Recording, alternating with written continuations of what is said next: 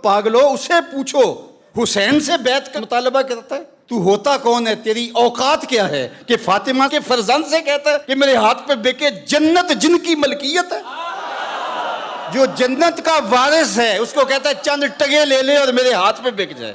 कमाल है यार। मालिके जन्नत, मालिके कौसर, मालिके कायनात, अर्जो समा के मालिक को कहता है ये टगे ले ले और मेरे हाथ पे बिक जा। कहा पूरी कायनात तो हमारे हाथ पे बिकी हुई है और बै पर बै नहीं होती। तो ये बात जहन में रखिए। यजीद का इनकार करते हुए इमाम हुसैन रज़ी अल्लाह ताला अन्हु ने जो लफ्ज़ कहे थे वो यही थे, हुसैन यजीद की बैत करे ये तो बड़ी दूर की बात है, मेरे जैसा भी, तेरे जैसा कोई और भी हो, अल्लाह अकबर, यानी मेरा गुलाम भी हो और वक़्त का कोई साशे पैक यजीद भी आ जाए तो वो भी उसकी बैत नहीं करेगा, मैं तेरी बैत करूं।